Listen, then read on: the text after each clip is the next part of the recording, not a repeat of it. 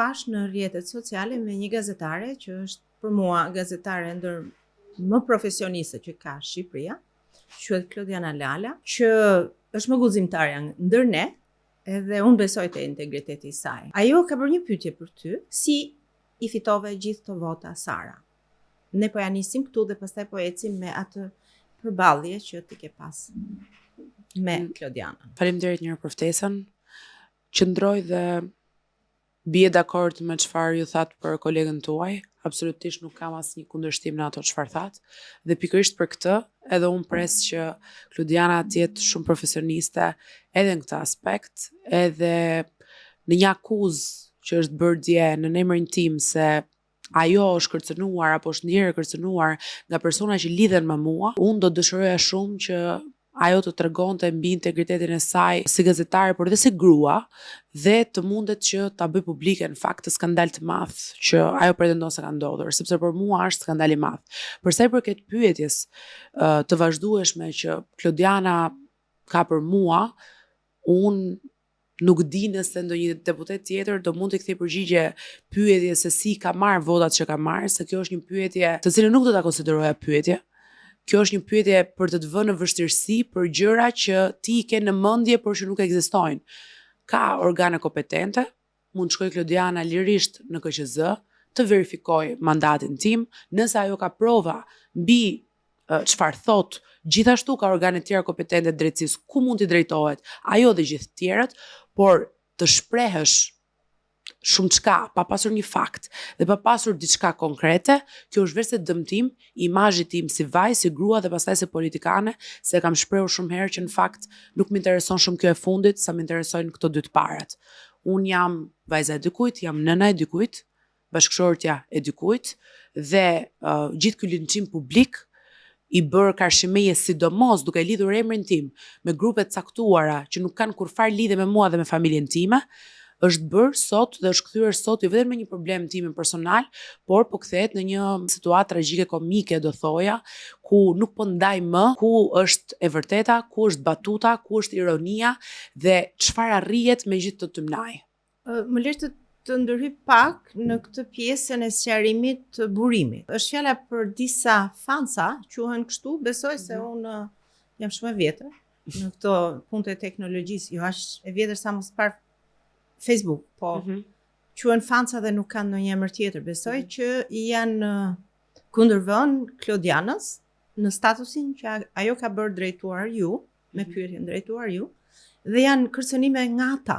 Çfarë beson se janë në rrjetet sociale? Po ti publikoj se nuk ka gjë publike. Pra publikisht nuk ka ndonjë kërcënim. Ti publikoj, unë e inkurajoj Klodianën që ti publikoj kërcënimet dhe t'ju shkoj deri në fund atyre kërcënimeve. Unë besoj në guximin e saj, besoj që ajo i ka edhe kanale dhe mjetet e duhura për t'i shkuar kësaj pune deri në fund, duke qenë edhe një gazetare e cila prirë drejt investigimit të rasteve shumë ngjashme, ka qenë krah edhe për shumë vajza e gra të tjera që kanë përjetuar kërcënime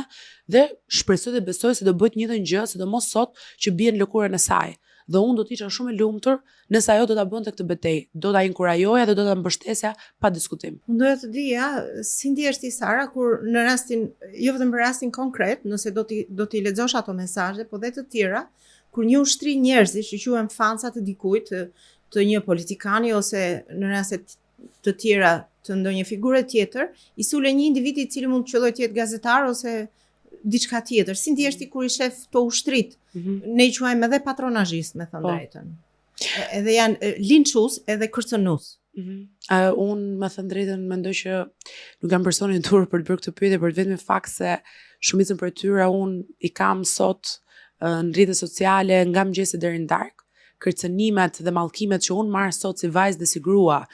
pikërisht pse disa njerëz pa fakte dhe pa baza kanë linçuar emrin tim dhe e kanë asociuar atë me njerëz caktuar, unë jam ndoshta ajo që po e përitoj më shumë këtë val, urrëtie dhe sinqerisht një tym i madh mallkimesh që shkojnë tek unë personalisht, shkojnë tek familja ime, shkojnë tek vajza ime vogël. I lexoj këto çdo ditë, i kam pjesë sot të jetës time, a jam e lumtur për këtë? Absolutisht jo. Çfarë po bëj unë në kuadër të kësaj? Po mundohem shumë të ndryshoj atë për cilën njerëzit më kanë votuar, që është ligji. e kemi marrë një iniciativë edhe me kolegët tjera deputete, po përpiqemi që të shohim kuadrin më të mirë ligjor edhe të vendeve të Bashkimit Evropian, duke qenë se në këtë proces na duhet që të jemi të përafruar me legjislacionin e BE-s, dhe unë besoj dhe shpresoj shumë që deri në fund të këtij mandati të kemi arritur diçka, sidomos në këtë fushë, për veten, për vajzat që më ndjekin, patjetër dhe për çdo kënd pastaj që preket ngjashëm. Qënë se jemi të kjo pjesë e prekjes, ngacmimit, linçimit, ka qenë një periudhë ku je përballur edhe me disa mesazhe, ndoshta po shprehem gabim, për ndryshimin tënd fizik, pra rënjën në peshë. Një program fakti paracaktuar mendoj nga kundërshtarët politik për të denigruar gjithashtu një vajzë. Shiko, unë jam sot shumë konsciente që të jesh vajzë në politik nuk është e lehtë, dhe të jesh vajzë në politik në Shqipëri është edhe më e vështirë. Sot jam më e vetëdijshme për këtë që po them se sa isha përpara se të bëhesha pjesë e politikës. Ndoshta kam paragjykuar deri diku përpara se të bëhesha pjesë edhe vajza dhe gratë të tjera që kanë përjetuar simptoma të ngjashme me këto që unë po përjetoj sot. Mirpo, siç edhe thon, duhet ta përjetosh në lëkurën tënde që ta ndjesh realitetin. E di që shpesh kjo vjen për faktin se unë jam një vajzë e zëshme, jam një vajzë që kam guxim, jam një vajzë e cila nuk kam vendosur të hesht dhe nuk kam vendosur që mandatin tim aq të komentuar, ta lë në heshtje e të mundem që të strukem në karrigën e parlamentit dhe të qëndroj atje si një numër apo si një karton. Betejë ime ka qenë e qartë që në fillim, dhe ky zëri kur lidhet edhe me një vajzë të re, e cila nuk ka qenë e përfshirë më parë në politik, e intrigon më shumë kundërshtarin politik për të orkestruar fushata të ngjashme, të cilat kanë fakt në bazë vetëm denigrimin tim si vajzë dhe si grua dhe ose politikane. E kam shprehur shumë herë që të bësh politik me peshën e një grue, me sa humb apo sa fiton ajo, është e turpshme në të gjitha anët, nuk ndodh, është fenomen që nuk ndodh vetëm në Shqipëri, pavarësisht se këtu gjen pak më shumë mjedis, duke qenë se anonimët mbrapa tastierës janë shumë të gatshëm për të vjedhur gjithë vëririn e tyre kundrejt çdo fenomeni social që bëhet lajm në atë moment. Unë patjetër e kam marrë përsipër të jem në politikë, siç e thash, e kam marrë përsipër të jem dhe zëshme, që do thotë i kam parashikuar pak a shumë të gjitha këto. Mirëpo, ajo që nuk kam parashikuar është pa diskutim që emri im të lidhet me gjithçka që nuk ka lidhje me politikën. Unë do doja shumë që ky orkestrim të ndodhte për ato çfarë unë bëj apo nuk bëj në politikë, për ato çfarë unë them apo nuk them dhe që kanë lidhje me ato që unë sot jam votuar, dhe jo me pamjen time apo me tymnajen e madhe se jam përfaqësuese e krimit organizuar të Elbasanit, me të cilin fakt nuk kam kurfar lidhje, s'kam pasur skam e nuk do kem kurrë. Po hym tani te zhvillimet politike të Partisë Socialiste, këto më të fundit, disa ndryshime që kryetari dhe kryeministri Rama ka bërë, si u duken këto ndryshime në përqarje? Rienergjizimi nuk është më lajm në Partinë Socialiste, është një proces në fakt që ka disa vite që ndodh, edhe atëherë kur unë ende nuk isha pjesë e këtij formacioni politik. Personalisht si një vajzë e re dhe si një figurë e re brenda Partisë Socialiste, unë jam përkrase e rritjes së figurave të reja, e energjisë së re që vjen qoftë në kabinetin qeveritar, ashtu pastaj edhe në Partinë Socialiste. I referojmë këtu të paktën ministrave të cilët kanë marrë edhe pozicionin e drejtuesve politik së fundmi nga asambleja. Unë mendoj që sa kohë ka energji të re dhe gjak të ri thënë brenda formacionit ton politik, gara bëhet më e bukur, edhe midis nesh, edhe brenda nesh, pastaj edhe jashtë derës së familjes ton politike. E shoh një proces normal, është edhe ky pa diskutim lajm i vjetër në sensin që Partia Socialiste nuk pushon, është një mekanizëm i cili punon çdo ditë të vitit për rezultatin e zgjedhjeve, qofshin këto lokale apo qendrore, pa diskutim që janë ndezur motorët e fushatës së 2027-s. Do të shohim se si do të shkojë edhe procesi i zgjedhjeve në parti, duke qenë se ky do jetë një dymojor joni shumë i angazhuar në çdo organizatë socialiste të cilën ne përfaqësojmë në territor, dhe pa diskutim do shohim pastaj në qershor se me formacionin e ri do të kemi mundësi që të bëjmë një betejë edhe më të bukur, në mendimin tim më të rienergjizuar se sa ajo që ne lam pas. Kështu që unë jam verse e frymzuar, shumë mbështetëse, sidomos si vajzë e re. Si e gjendur ti në atë kohë, në ato javë të debatit për dorëzimin ose jo të imunitetit të ish zëvendës kryeministres zonjës Balluku. Edhe në diskursin ton, brenda për brenda grupit parlamentar, nuk e kemi konsideruar ndonjëherë vendosje të largimit apo jo të imunitetit. Ne jemi përshëndruar eksaktësisht tek pyetja që apo te kërkesa që SPAK ka sjell në Kuvendin e Shqipërisë, që ka pasur të bëjë me vështirësinë e masës, pra një masë arresti, qoftë kjo në shtëpi apo me burgim. Ne jemi marrë specifikisht me këtë kërkesë, që do të thotë për sa i përket kësaj kërkese është marrë edhe vendimi që ne vendosëm si grup. Unë pa diskutim e thash edhe pak më parë si një vajzë e re në politik, nuk do kisha dëshirë që as të mbaj pesha të një politike që ka qenë aty përpara meje, dhe Partia Socialiste ka treguar se nuk merret dhe nuk mban përgjegjësinë fakt për individ caktuar dhe për raste konkrete, por për sa i përket parimit dhe mbi atë parim ne pastaj edhe votuam, jam plotësisht dakord që është një moment maturimi në drejtsinë shqiptare, ky në të cilën ne gjendemi sot, dhe kjo pikë vlimi dhe kjo pikë maturimi është shumë e nevojshme që të ketë sot një ndërhyrje edhe nëpërmjet këtij akti që ne bëm si shumica qeverisë tashmë në Shqipëri, për të vendosur disa pika mbi ndarjen e pushteteve, mbi një moment të rëndësishëm të demokracisë, pa diskutim që Shqipëria ka bërë shumë hapa para te kjo demokraci që ne jemi sot, ama ajo ende mbetet hibride, mbetet me disa pikpyetje, mbetet me disa pika ku mund të ndërhyjet për ta bërë më mirë, dhe nuk ka ndërhyrje më të mirë se sa të tregoj gjyqësori që ku qëndron gjyqësori dhe legjislativi ku qëndron legjislativi. Dhe në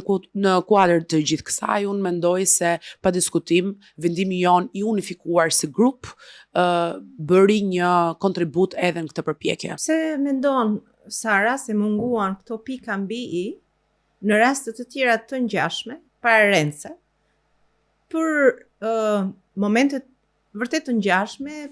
të zyrtarëve të lartë edhe drejtuesve të rëndësishëm Partisë Socialiste, të cilët përballen me drejtsinë dhe sot janë pas hekurave. Se mungoi ky qëndrim kaq i rrept ose i fortë i Partisë Socialiste për t'i vënë pikat mbi i. Ju thatë të ngjashme, por në të vërtet ndryshojnë shumë rastet njëri nga tjetri, ndryshojnë në akuza, ndryshojnë në mënyrën se si vetë individët u qasën kundrejt akuzave që erdhen, dhana apo jo dorëheqen paraprakisht, dhe nuk shoh dhe mendoj që gjithë grupi jonë nuk ka parë një mërues përbashkët midis rasteve që kanë ndodhur. Ne na ka ardhur një akuzë për mosmbajtje të barazisë në tendera, një akuzë që në fakt edhe në veprimtarinë e SPAK të paraqitur përpara nesh vetëm pak muaj më parë, nuk kemi parë rast të ngjashëm që me këtë akuzë të kishte këtë masë ekstreme dhe këtë nevojë për këtë masë ekstreme për aq kohë sa pa diskutim mund vijoj ish zëvendës kryeministra të jetë në gjykimin e tyre, dhe kjo nuk e zhbën. Pra, nuk e zhbën faktin që mund vazhdoj të hetohet, ndonse mund të jetë pjesë e parlamentit, ashtu si kundër edhe po të ishte pjesë e kabinetit, por kjo ishte një vendim që u zgjidh më pas nga kryesia dhe nuk na u desh ne të ndërhynim. Kështu që nuk kanë qenë raste të ngjashme. Në këtë rast u desh sepse pa diskutim ishte shumë specifik. Ne në mendimin ton e konsideruam edhe një moment që pati një shtytje politike, duke nisur edhe nga vetë akuzuesit apo ata që e dërguan fillimisht këtë proces në zyrat e SPAK-ut, kështu që duke lidhur të gjithë këto faktorë bashk, qëndruam në këtë përgjigje. Me që flasim për raste, nuk të duket se janë shumë raste, Sara, si politikane e re, si vajzë e re, që hyn në politikë rishtas edhe me ambicie për të bërë karrierë të mirë, a nuk të duken se janë shumë raste në mazhorancë që janë përballur me drejtsinë edhe nivele shumë të larta? Është kjo një rastësi apo është vetëm produkti, siç dhe gjithmonë ju përgjigjeni, produkti i reformës në drejtësi? Ajo do të ishte përgjigjja ime. Në fakt, sinqerisht nuk mendoj se janë shumë raste, sepse ndonjëherë kur flasim, harrojmë se sa prej tyre janë ende duke u hetuar dhe sa prej tyre kanë marrë një vendim të formës prerë. Dhe nëse do të referoheshim atyre që kanë marrë një vendim të formës prerë për shkak të abuzimit me detyrën të llojeve të ndryshme që kanë pasur, nuk janë në fakt shumë. A kemi më shumë që janë ende duke u gjykuar dhe për cilët nuk kemi ende një përgjigje sot? Po, por siç ju e thatë mirë, dhe në fakt kjo është e vërteta, kjo është një rezultati, një pune që është dashur të kishte një veto politike, cilën Partia Socialiste në fakt e ka vendosur kur u vendos të votojë reforma në drejtësi, e për cilën ne kaq shumë punuam për të pasur më në fund nocionin e pandëshkueshmërisë në Shqipëri. Unë si vajzë e re jam shumë e lumtur për këtë. Unë jam e lumtur sot që qoftë një zyrtar i një niveli të ulët, ashtu si kundër dhe një zyrtar i nivelit lartë, ndoshta e gjithë kjo tymnaj cilën unë në fakt do ta konsideroja pak edhe të egzageruar, ndoshta edhe nga buja mediatike e nga gjithçka furnizohet pastaj edhe lajmi edhe rrjetet sociale, ka bërë vetëm një të mirë. Të gjithë sot mendohen 2-3 herë përpara se të firmosin, përpara se të vendosin mbi fatet e Shqipërisë dhe mendoj që ky diskriminim pozitiv ka ndikuar në fakt edhe në rritjen e cilësisë të administratës shqiptare dhe mendoj që do të ndikojë edhe më mirë në vijim për të pasur një rezultat edhe më të mirë. Ato që ne kërkojmë të ndahet përfundimisht administrata publike nga të gjithë faktorët politikë dhe të arrijmë në fund standardin e Bashkimit Evropian, atë që ne ja kemi premtuar shqiptarëve prej disa vitesh tashmë, por vetëm tani po e shohim që mund të bëhet realitet. Përballë jush është një opozitë e cila ka lënguar në kriza të rëndësishme për 5 vitet e fundit dhe duket e pafuqishme akoma për të përballur me ju për shumë arsye. Ka analistë shumë që thonë se ky është fati juaj, kjo gjendje e opozitës dhe liderit saj. E ke parë kështu ti dhe brenda kësaj opozite, ke parë ti deputet të rinj të cilët kanë vlerësimin tënd për mënyrën si qasen sallës kuvendit edhe politikës në tërësi. Do kisha dashur që në këto muaj të kishim pasur mjaftueshëm kohë sa për të pasur edhe një vlerësim më kritik për opozitën, por në fakt ky legjislacion ka qenë në fakt shumë i ngjeshur dhe shumë i ngarkuar me punët e tona të përditshme, sa të jem e sinqert me ty, pak kemi pasur kohë që të bëjmë analiza të thella për kolegët. Megjithatë, unë mendoj që jo, nuk është fat një opozitë që nuk është e fortë mjaftueshëm, përkundrazi, mendoj që është një disfavor. Unë mendoj që një opozitë e mirë dhe që bën debatin konstruktiv dhe që mundet të vërë në terma që të ngrihesh e zhvillohesh më shumë si qeveri, është një opozitë që i duhet Shqipërisë. Dhe drejtësia në cilën është Partia Demokratike sot nuk është në fakt për fajt askujt versus fajt vetes, edhe ata kanë luftrat e tyre të brendshme. Sot keni mundësi të keni edhe më mediatike, por pa diskutim dhe ata kanë edhe probleme me njëri tjetrin që ndoshta nuk janë edhe shumë të shfaqura publikisht, gjë që sigurisht ndikon në rezultatin final që ata marrin. Nëse do mendimin tim personal si Sara, por edhe si vajzë e re, unë mendoj që leadershipi është pika më e dobët e Partisë Demokratike. Nuk mund t'i qas gjithë kolegët e opozitës në të njëjtin thes, mirë për sa i përket kasës vjetër dhe kryetarit tyre non grata, unë mendoj absolutisht që është më e keqja e madhe që i ndodh asaj opozite dhe e keqja më e madhe që i ndodh këtij vendi. Tani se sa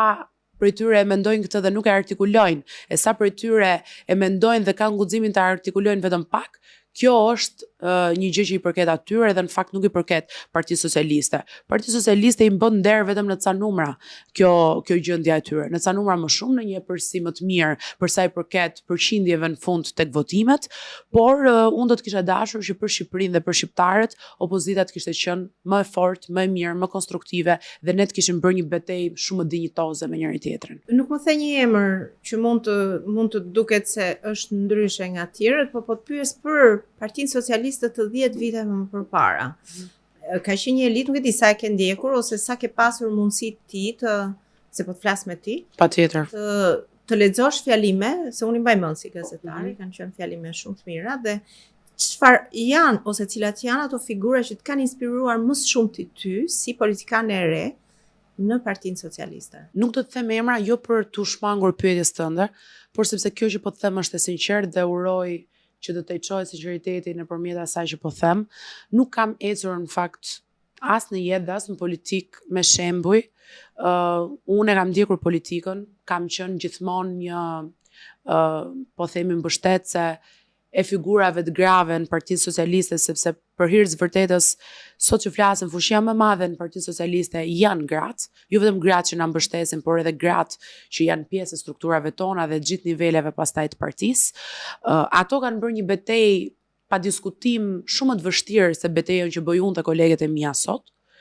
Betejë jonë sot është më ekspozuar në rrjetet sociale, është më ekspozuar në media. Unë pa diskutim i përkas një gjenerate ku fjala është më e lirë, komplekset gjithashtu nuk janë pjesë e gjeneratës tonë, që do të thot formati im edhe i kolegeve të mia ndryshon, po, ndjeshëm, nga formati i zonjave që kanë qenë më parë në Partinë Socialiste, por nuk e besoj kurrë se kjo është një diferencë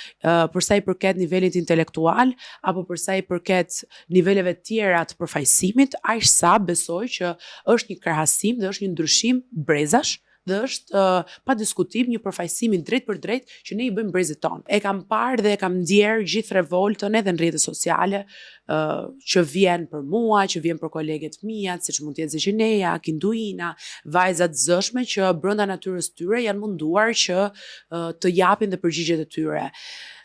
E kam parë dhe gjithë ironinë e madhe se si figurat tona ndryshojnë shumë nga figurat zonjave tjera. Unë pa diskutim nuk jam sot këtu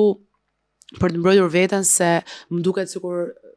në një bank të gjykimit njeriu nuk mundet kurse si të flasë bukur për veten, por unë mendoj se do të jetë koha ajo që do të tregoj punën e gjithë secilës prej nesh. Mos harrojmë asnjëherë se ne kemi vetëm 6 muaj në kuvendin e Shqipërisë. Shumë prej nesh, si kundër edhe rasti im, jemi vajza të cilat nuk janë rrahur më parë me politikën. Kjo jo domosdoshmërisht është një disfavor, përkundrazi, unë e shoh si një gjë shumë të mirë ku brenda formacionit ton politik ne mund t'japim mendimin ton më të ftohtë se sa figura të tjera të cilat kanë qenë që herët pjesë e strukturave, ne mund t'japim një gjykim më neutral, japim një gjykim që vjen më shumë nga zona gri e votuesve tanë dhe që i bën shumë mirë asaj partisë tonë dhe mendimit tradicional brenda partisë tonë. Nëse gjuha, etika, apo sepse edhe për këtë unë jam ndeshur shpesh herë në fjalë shumë të ndyra në rrjetet sociale për gjuhë që kam përdorur, nuk di të kem përdorur në fakt në një gjuhë kaq ekstremisht keqe në Parlamentin e Shqipërisë, të paktën jo me çfarë veshët e mi dëgjojnë jashtë mikrofonit në parlament. Burrat atje kanë një gjuhë cilën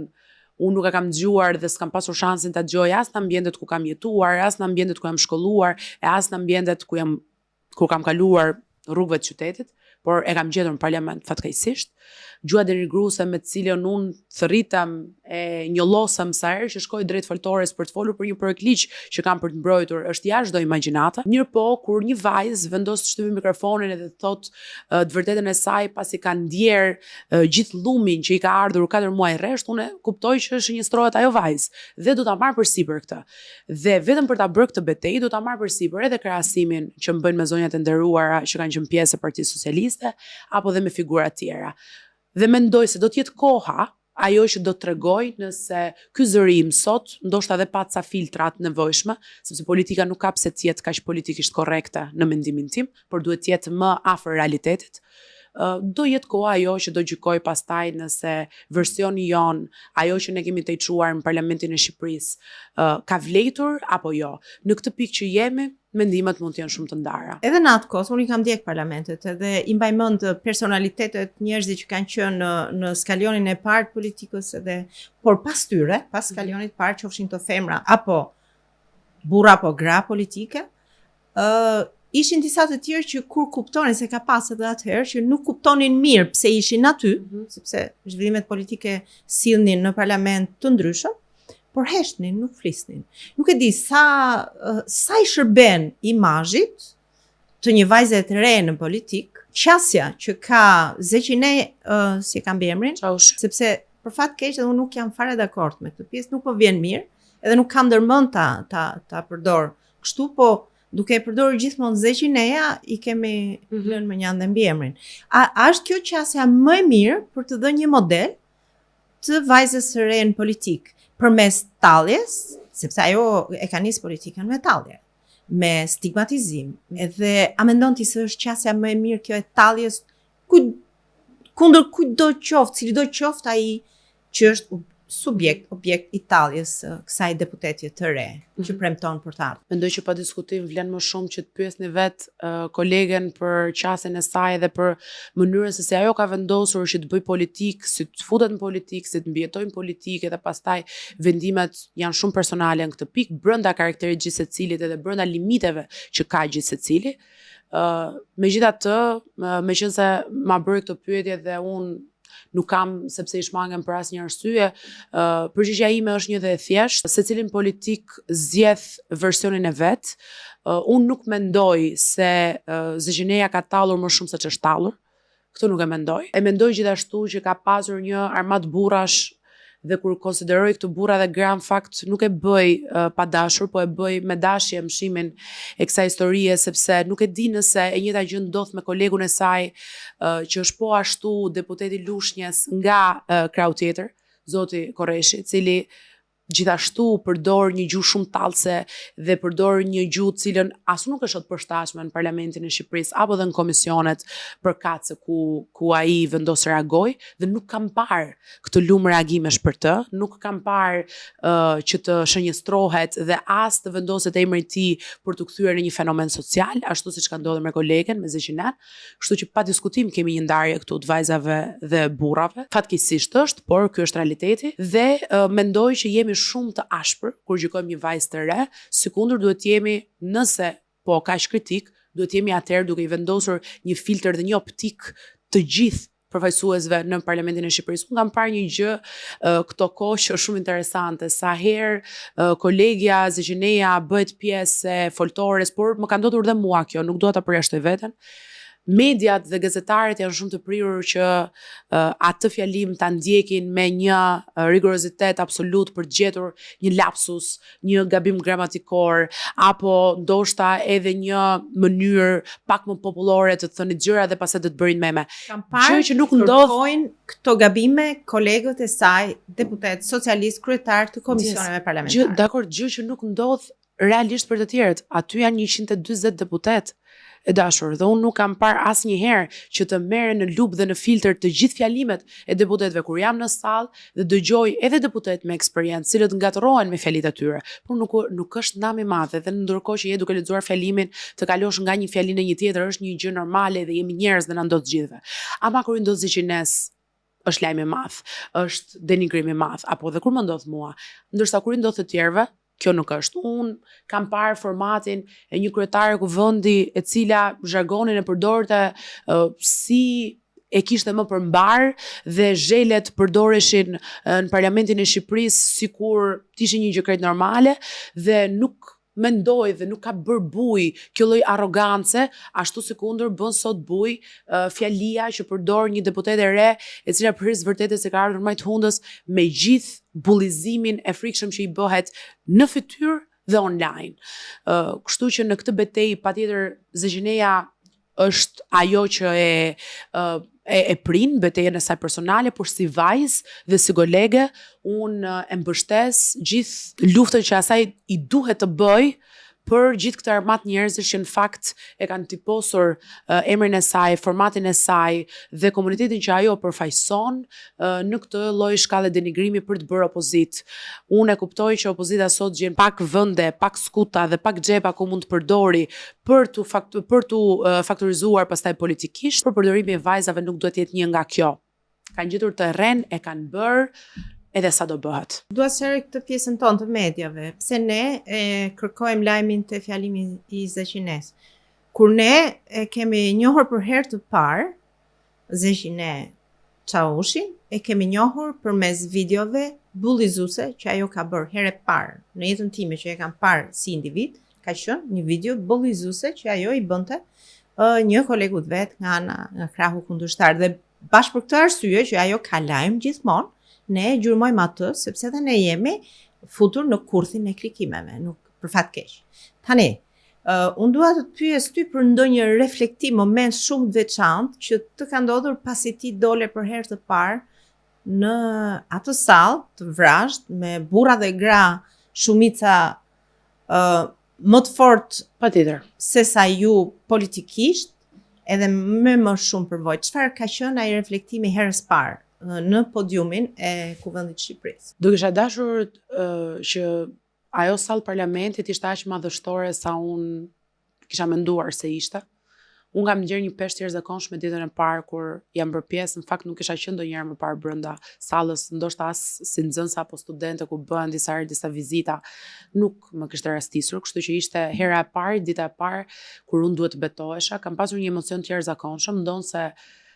ma prishën gjithë ndjesinë e mirë, fjalët që hidheshin për mua nga e majta ime. Do kisha dashur që nivelin përfaqësim në atë sallë kishte qenë në nivelin e asaj salle. Dhe prandaj dhe rikthehem edhe një herë këtu gjys denigruese që aty përdoret jashtë mikrofonave, që është e tmerrshme. Dhe që unë në fakt jam referuar edhe me zënë dhe me figurë, ja kam kërkuar edhe kryetarit të Kuvendit që të paktën të mund të shkruan proces verbal, ato që nuk shkruan, ato që nuk thuan në mikrofon, sepse do kisha shumë dëshirë që të ngelte kjo njollë në Parlamentin e Shqipërisë, që ashtu flitet atje. Dhe një teatër i madh me një gjuhë të ndyrë rrugë, nuk e kisha imagjinuar as nëndrat e mia më të këqija që do ta gjeja në atë vend ku është vendi më i shenjtë dhe më i lartë, të paktën në mendimin tim, për sa i përket përfaqësimit politik, sepse ne jemi përfaqësuesi direkt të njerëzve dhe unë nuk dua ta besoj kursesi që ai është përfaqësimi direkt i njerëzve të jetë në atë nivel. Megjithatë, nuk dua as të jem pesimiste.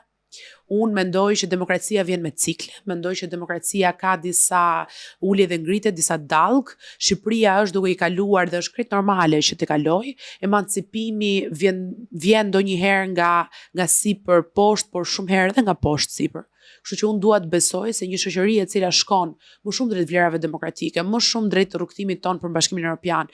E për qenë sinqert me ty, edhe si një vajzë që e ka studiuar shkencat politike, e kam qenë jo thjesht studente, por dhe adhuruese asaj fushë, do dua ta mendoj kështu që Bashkimi Evropian nuk është në fakt vetëm një garanci ekonomike dhe gjeopolitike për ne, por është më shumti një garanci për vlerat. Dhe unë mendoj se kur Shqipëria të jetë vend antar në Bashkimin Evropian, do të kemi shumë mundësi që të zhbëhen shumë probleme sociale edhe të këtij lloji, sepse ka një filtr formacioni i Bashkimit Evropian ku nuk do të lejoj më këtë lloj denigrimi e këtë lloj standardi, qoftë në Kuvendin e Shqipërisë, qoftë në administratën publike, por pastaj edhe në organizma tjera që vinë si pasojë e vinë në një efekt zinxhir. Kështu që ndaj jam një partizane e kësaj rruge dhe unë shpresoj të bëj çmos, të bëj pjesën time të këtij puzzle-i për të shkuar dhe për të rrugtuar bindshëm në Bashkimin Evropian, sepse mendoj që do të jetë më e mira që do t'i ndodhi Shqipërisë, sidomos edhe për këto. Pra jo vetëm ekonomikisht. Faleminderit Sara. Faleminderit shumë.